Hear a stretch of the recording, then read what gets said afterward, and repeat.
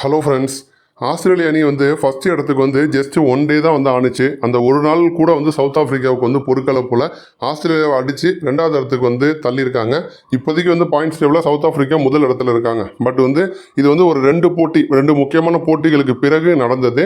இப்போ இதுக்கு முன்னாடி சம்பவம் என்னவா இருந்துச்சுன்னா, ஃபர்ஸ்ட் இடத்துல நம்ம இந்தியா இருந்தாங்க, செகண்ட் இடத்துல சவுத் ஆஃப்ரிக்கா இருந்தாங்க, மூணாவது இடத்துல ஆஸ்திரேலியா இருந்தாங்க. அந்த மாதிரி ஒரு சூழலை தான் ரெண்டாவது டெஸ்ட் மேட்ச்சில் நம்ம படுதோல்வி அடைஞ்சிருக்கோம். ஒரு டே நைட் டெஸ்ட்டில் 10 விக்கெட் வித்தியாசத்தில் ஆஸ்திரேலியா அபாரமாக ஜெயிச்சிருப்பாங்க. நம்ம ஆஸ்திரேலியா ஜெயிச்ச பிறகு பார்த்தீங்கன்னா மூணாவது இடத்துல ஃபர்ஸ்ட் இடத்துக்கு அவங்க போனாங்க. நம்ம ஃபர்ஸ்ட் இடத்துல மூணாவது இடத்துக்கு தள்ளப்பட்டோம். நடுவில் குறுக்க அந்த கௌசிக் வந்தால் என்ன பண்ணுவோம் அப்படிங்கிற மாதிரி சவுத் ஆஃப்ரிக்கா தொடர்ந்து செகண்ட் பிளேஸில் மட்டும் இருந்தாங்க. அதுக்கப்புறம் ஒரு மேட்ச் நடந்துச்சு. சவுத் ஆஃப்ரிக்காவுக்கும் ஸ்ரீலங்காவுக்கும் இடையான ரெண்டாவது டெஸ்ட் மேட்ச்.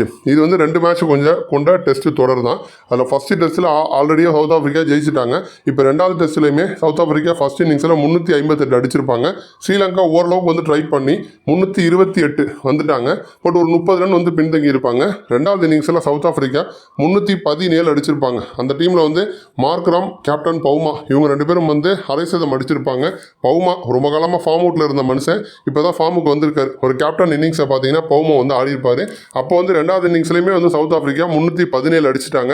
அடுத்து ஸ்ரீலங்கா செகண்ட் இன்னிங்ஸில் களமிறங்கி 238 ரன் மட்டும் தான் அடிச்சிருப்பாங்க. இதனால 109 ரன்கள் வித்தியாசத்தில் பார்த்தீங்கன்னா ரொம்ப அபாரமாக சவுத் ஆஃப்ரிக்கா ஜெயிச்சிருக்காங்க. இப்போ சவுத் ஆஃப்ரிக்கா ஜெயிச்சது அந்த அணி ஃபைனல் போவதற்கான வாய்ப்பு அதிகப்படுத்துது. ஏன்னா சவுத் ஆஃப்ரிக்காவை பொறுத்த வரைக்கும் அவங்க இது வரைக்கும் கிரிக்கெட்டில் வேர்ல்டு கப்பே வாங்கினது கிடையாது. இப்போ நம்ம கூட லாஸ்ட்டாக நடந்த T20 வேர்ல்டு கப்லையும் ஃபைனலில் தோத்துட்டாங்க. இப்போ அடுத்ததாக அவங்க டெஸ்ட் வேர்ல்டு கப்பை ஃபோக்கஸ் பண்ணுறாங்க. இப்போ இந்த டெஸ்ட் வேர்ல்டு கப்பில் சவுத் ஆஃப்ரிக்கா போவதற்கான வாய்ப்பு 100% இருக்குது. ஏன்னா இப்போதைக்கு ஃபர்ஸ்ட் பிளேஸில் நம்ம சவுத் ஆஃப்ரிக்கா தான் இருக்காங்க. அதுவும் அவங்க ஒரு ஸ்ட்ராங்கான பொசிஷனில் இருக்காங்க. 63.33% வாங்கியிருக்காங்க வெற்றி சதவீதம். ரெண்டாவது இடத்துல ஆஸ்திரேலியா இருக்காங்க, 60.71%. ஃபர்ஸ்ட் இடத்துல ஆஸ்திரேலியாவை இந்த ரெண்டாவது டெஸ்ட்டில் ஸ்ரீலங்காவை வீழ்த்தின பிறகு சவுத் ஆஃப்ரிக்கா ரெண்டாவது இடத்துக்கு தள்ளிட்டு இவங்க முதல் இடத்துக்கு போயிருக்காங்க.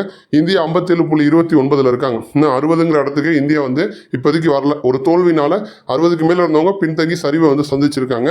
இப்போ அடுத்து சவுத் ஆஃப்ரிக்கா பார்த்தீங்கன்னா சொந்த மண்ணில் பாகிஸ்தான் அணிக்கு எதிராக 2 டெஸ்ட் போட்டியில் ஆட போகிறாங்க. கண்டிப்பாக அந்த 2 டெஸ்ட் போட்டியிலே சவுத் ஆஃப்ரிக்கா ஜெயிப்பதற்கான வாய்ப்பு அதிகமாகவே இருக்குது. அப்படி 2ல் ஜெயிக்கலாம் கூட ஒரு போட்டியில் ஜெயிச்சாங்க அப்படின்னாலே அந்த 60க்கு மேலே தான் அவங்க பாயிண்டில் இருப்பாங்க. அப்போ கண்டிப்பாக சவுத் ஆஃப்ரிக்கா ஃபைனல் போயிடுவாங்க. இன்னொரு டீம் ஆஸ்திரேலியாவா இந்தியாவா அப்படிங்கிற மாதிரி தான் கடுமையான பலப்பரிச்சை இப்போ நடந்துட்டு இருக்கு. அடுத்து 3 கேம் இருக்கு. இந்தியாவுக்கு வெறும் 3 கேம் தான் இருக்குது. பட் ஆஸ்திரேலியாவுக்கு இன்னும் 5 கேம் இருக்குது. இந்த 3 கேம் முடிஞ்ச பிறகு இன்னொரு சீரியஸில் ஸ்ரீலங்கா கூட பார்த்தீங்கன்னா ஆஸ்திரேலியா ஆட போகிறாங்க. அப்போ ஆஸ்திரேலியாவை விட இந்தியா தான் இப்போ ஒரு டேஞ்சர் ஜோனில் இருக்காங்க அப்படின்னு சொல்லலாம். இந்தியாவா ஆஸ்திரேலியாவா ஃபர்ஸ்ட் பிளேஸ் யார் அப்படின்னு இருந்த போட்டி மாறி இப்போ ஆஸ்திரேலியாவை ஒரே நாளில் கீழே இறக்கி விட்டுட்டு சவுத் ஆஃப்ரிக்கா பார்த்தீங்க அப்படின்னா ஜம்முன்னு டாப்பில் முதல் இடத்துல உட்காந்துருக்காங்க. நன்றி.